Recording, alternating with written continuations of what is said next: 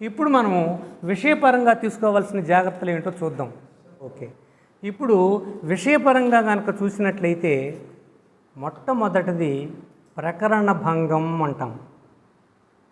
ఏంటండి ప్రకరణ భంగం అంటే? ఏ విషయాన్నైతే మనకు చెప్పమని మనకి స్టేజీ మీద నిల్చోబెట్టారో అది కాక వేరే విషయం కనుక మాట్లాడాను అంటే ప్రకరణ భంగం జరిగినట్లు. అంటే నీవు ఏదైతే మాట్లాడాలని వచ్చావో అది మాట్లాడకుండా వేరేది మాట్లాడుతున్నావు అని అర్థం.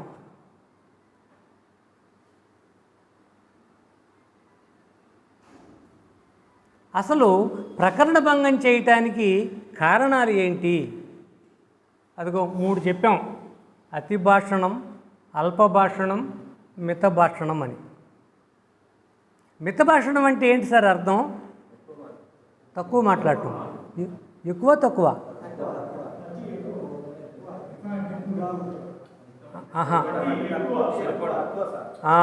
ఒక్క నిమిషం అండి. తక్కువ తప్పే, ఎక్కువ తప్పే.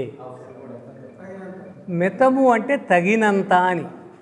అందుకనే అల్పము అని రాసాము. అల్పము అంటే తక్కువ, అతి అంటే ఎక్కువ, మితము అంటే తగినంత అని. అసలు ఎప్పుడు తగినంత మాట్లాడగలుగుతాము? ఎప్పుడు ఎక్కువ మాట్లాడతాము? ఎప్పుడు మాట్లాడవలసినంత కూడా మాట్లాడలేము. ప్రకరణ భంగం ఎప్పుడు చేస్తామంటే, నన్ను చెప్పమన్న విషయంలో నాకు లోతైన అవగాహన లేదనుకోండి, నాకైతే మాట్లాడాలని దుగ్ధుంది, అంశం మీద నాకు పట్టు లేదు, మాట్లాడమన్నారు కాబట్టి ఏదో మాట్లాడుతూ ఉన్నాను అనుకోండి, ప్రకరణ భంగం అంటాం. అంటే అవగాహన రాహిత్యం. ఏ మాటలైతే నేను చెప్పాలో, ఏ విషయాన్ని గురించి చెప్పాలో ఆ విషయం గురించి నాకు లోతైన అవగాహన కనుక లేకపోయినట్లయితే అతి భాషణం చేస్తా. అంటే అది కాంతి మాట్లాడతాను. అతి భాషణం చేయటం అంటే అది కాంతి మాట్లాడటం. ఇక వేరే విషయం మీద ఇష్టం ఉండటము. నాకు ఒక విషయం మహా ఇష్టం అనుకోండి, మీరు ఏది మాట్లాడమన్నా కంక్లూడ్ ఇక్కడికే వస్తూ ఉంటుంది. దీనికి ఒక ఉదాహరణ చెప్పాలి అంటే, మీ ఇష్టం వచ్చి రాజకీయ నాయకుడిని తీసుకోండి, అది చావ పుట్టుక పెళ్ళ ఎక్కర్లా, ఆయన మీటింగ్ చెప్పమానండి, మా పార్టీకే మీ ఓటు అంటా ముగుస్తాడు. అసలు అక్కడ చెప్పొచ్చా చెప్పకూడదా ఏముండవు, వాడికి ఇష్టం అది. ఎందుకు? పాపం పెట్టుబడి పెట్టున్నాడు, మరి ఆ పెట్టుబడి రావాలి కదా తిరిగి. దాన్నే మనసా వాచా కర్మణ కోరుకుంటూ ఉంటాడు కదా. కాబట్టి మన పార్టీకే మీ ఓటు అని చేయకపోతే ఆయన మీటింగ్ చెప్పినట్టు కాదు. అతి భాషణంలో అతనికి ఆ విషయం మీద ఇష్టం ఉంటే ఆ విషయాన్ని గురించే చెప్తా ఉంటాడు, అడిగినా అడగకపోయినా. అట్లాగే ఇంకొకటి ప్రసంగించాలన్న దుగ్ధ. మాట్లాడాలి మాట్లాడాలి మాట్లాడాలి.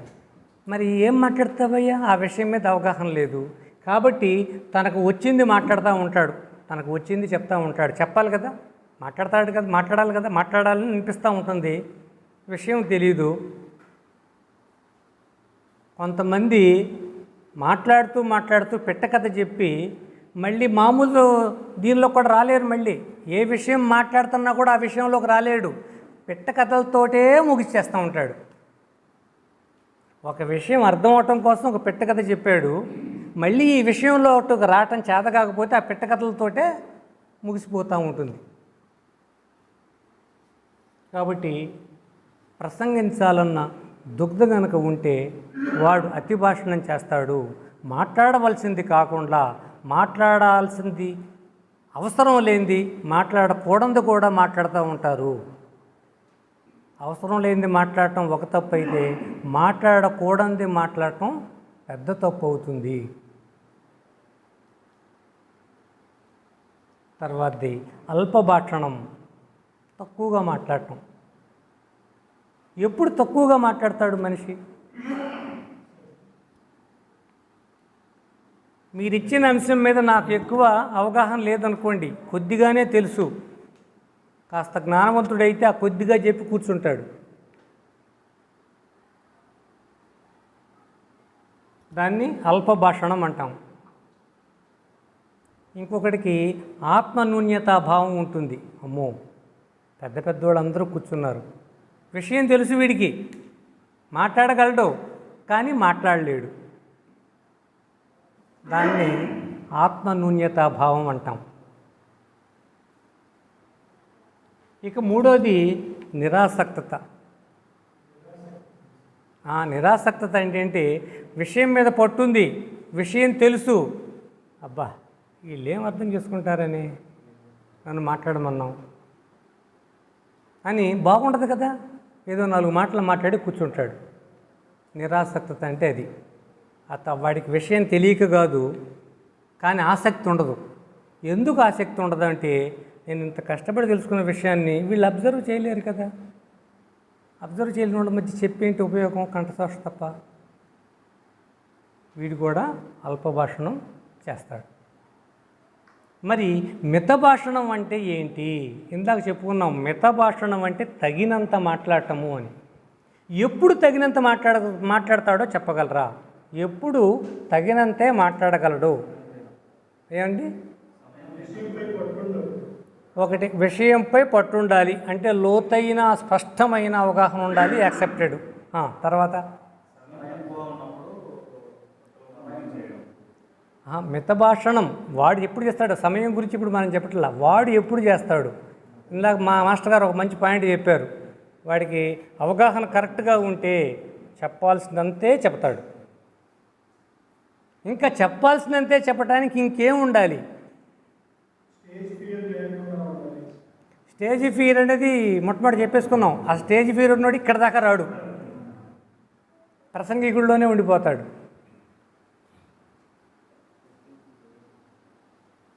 రెండో అంశం, భాష మీద పట్టుండాలి. భాష మీద పట్టుంటేనే తను చెప్పాలనుకున్న విషయాన్ని తక్కువ పదాల్లో వీలైనంత ఎక్కువ అర్థాన్ని ఇచ్చేటట్టుగా చెప్పగలుగుతాడు, భాష మీద పట్టుంటే. కాబట్టి భాష మీద పట్టుండాలి. ప్రకరణాంశం మీద ఏ విషయం ఇచ్చామో ఆ విషయం మీద లోతైన అవగాహన ఉండాలి. ఇంకేం ఉండాలి? ఈ రెండు ఉంటే సరిపోతాయా? ఇంకేమైనా సామర్థ్యం ఉండాలా?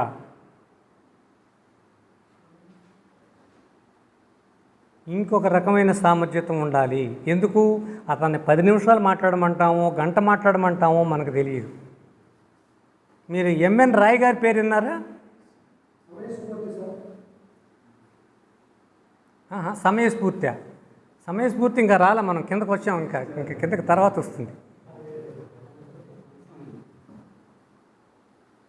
ఆయన స్టేజీ ఎక్కబోయే ముందు ఆ నిర్వాహకులు పిలిచి నేను ఏం మాట్లాడాలని అడుగుతాడు. అప్పుడు వాళ్ళు ఏం చెబితే అది మాట్లాడతాడు. మితభాషి చేశాడు అంటే విషయం మీద లోతైన అవగాహన ఉంది, భాష మీద పట్టుంది, అవసరమైతే క్లుప్తీకరించగలడు, లేదు అంటే విశ్లేషణగా చెప్పగలడు. The great person.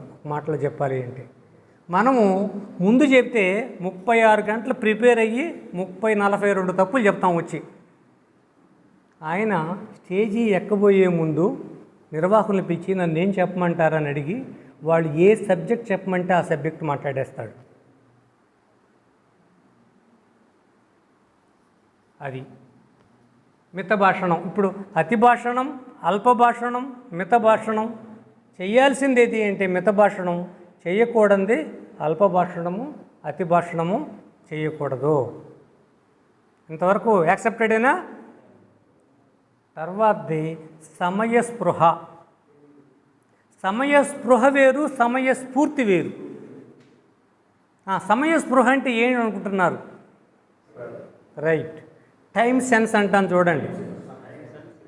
Time sense అనేది సమయస్పృహ.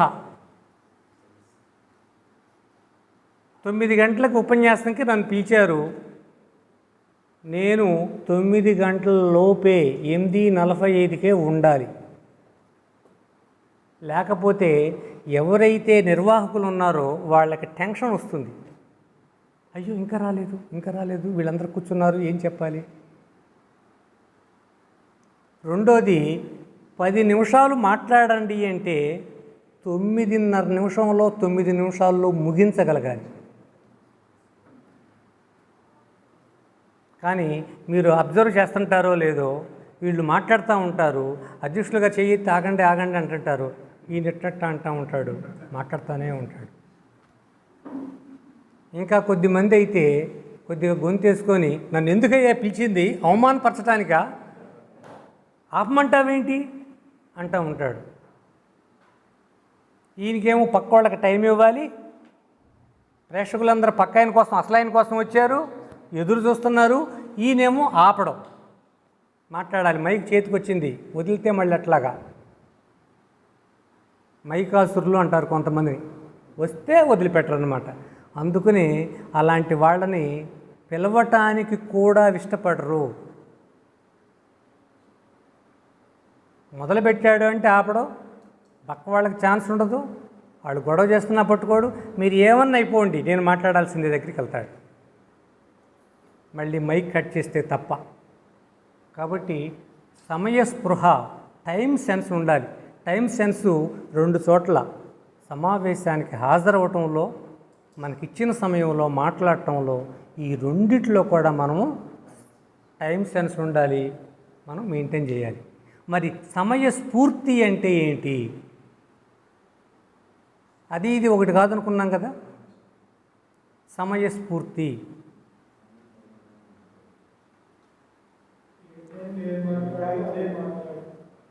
ఏ టైంలో,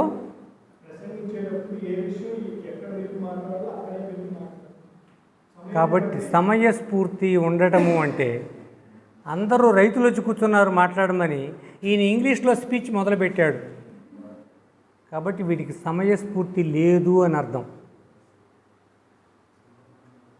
వాళ్ళకి ఆ సమయంలో ఏది కావాలి, ఎంత కావాలి తెలిసి మాట్లాడటమేనే సమయస్ఫూర్తి ఉన్నట్టు. సమయస్ఫూర్తిగా ఉండటము అంటే ఆ విషయాలు గమనించుకొని గమనించినట్లుగా మాట్లాడటము సమయస్ఫూర్తి అంటారు. కాబట్టి ప్రకరణ భంగం విషయంలో అంటే విషయపరమైన జాగ్రత్తలు మనం తీసుకోవాల్సింది, మొట్టమొదటిది ప్రకరణ భంగం జరగకూడదు. 2, అతి భాషణం చేయకూడదు, అల్ప భాషణం చేయకూడదు, మిత భాషణం మాత్రమే చేయాలి. అల్ప భాషణంలో లోపం ఉంటే అతి భాషణంలో దోషం ఉంటుంది. లోపానికి దోషానికి తేడా తెలుసా అండి? దేన్ని లోపం అంటాము, దేన్ని దోషం అంటాము? ఈ రెండింటికి ఒకే అర్థమా, వేరే అర్థాలా? ఏమండి? దోషం అంటే తప్పు, లోపం అంటే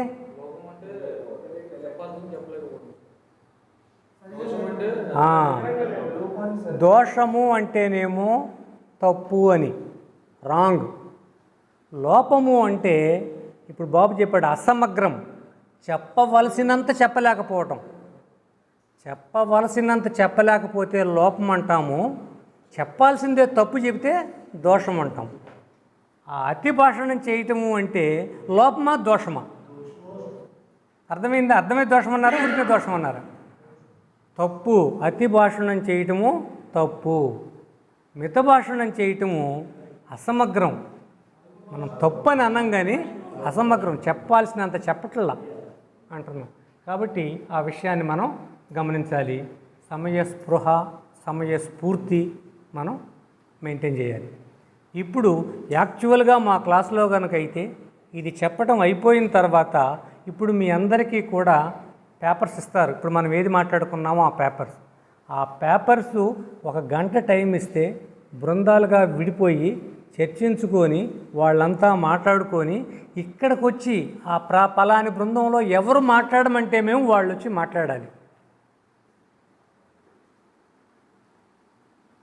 ఎందుకు పెట్టాము ఈ అంశాన్ని అంటే, నీవు చెప్పే విషయం ఏదైతే ఉందో దాన్ని ప్రాక్టీస్ చేస్తున్నావో లేదో తెలుసుకోవడం కోసం. మిగతా వాళ్ళంతా అబ్జర్వర్స్గా ఉంటారు. ఉండి ఇప్పుడు నేను ఒక బృందం నుంచి వచ్చి మాట్లాడుతున్నాను అనుకోండి, మేము ఒకటే చెప్తాం, మీరు మాట్లాడినాక మీరు అందరి సూచనలు ఇవ్వండి అంటాం. ఈయనకు ఒక విషయం చెప్తాం, వాళ్ళంతా సూచనలు ఇస్తున్నారు, నీకు నచ్చితే తీసుకో లేకపోతే లేదు. వాళ్ళ మీద ఆర్గ్యుమెంట్ పెట్టకూడదు. వాళ్ళకి తోచిన విషయం నీ సలహా ఇచ్చారు, తీసుకుంటావో లేదో నీ ఇష్టం. వాళ్ళందరూ చెప్పిన తర్వాత ఈయన నోట్ చేసుకుంటాడు, రెండోసారి మాట్లాడేటప్పుడు అవి సరి చేసుకుంటూ ఉంటాడు. మా దగ్గరికి వచ్చిన రిపోర్ట్ ప్రకారం అంతకుముందు చెప్పారన్నమాట, నాకు అంతకుముందు మామూలుగా మాట్లాడాలంటే భయం అండి, ఇప్పుడు ఇక్కడి నుంచి వెళ్ళిన తర్వాత ఫోన్ చేశాడు, సభలో కూడా మాట్లాడారని గర్వంగా ఫోన్ చేశాడు. ఏది కాసేపు ఇక్కడ కూర్చోబెట్టి మాట్లాడినందుకు. అంతకుముందు స్టేజ్ ఫియర్ ఉంది, స్టేజ్ ఫియర్ పోతే ప్రసంగికుడు అవుతాడు. మంచి ప్రసంగికుడు కావాలి అంటే ఈ లక్షణాలు రావాలి. ప్రసంగికుడు కాకుండా మంచి ప్రసంగికుడు కాలేడు. కాబట్టి మొట్టమొదట స్టేజీ మీద మైకు దగ్గరికి వస్తే వద్దు అనొద్దు, మాట్లాడండి. తెలిసినంత వరకే మాట్లాడండి. తెలవని విషయాలు అస్సలు మాట్లాడొద్దు, సందర్భం కాని విషయాలు అస్సలు మాట్లాడొద్దు. కాబట్టి ఈ విషయాలన్నీ గమనించండి. వీటిల్లో ఇప్పుడు మనం చెప్పిన వాటిల్లో ఏదన్నా మీరు డౌట్స్ కనుక ఉంటే అడగొచ్చు. ఇవన్నీ ప్రాక్టీస్ చేయాల్సిన విషయాలు.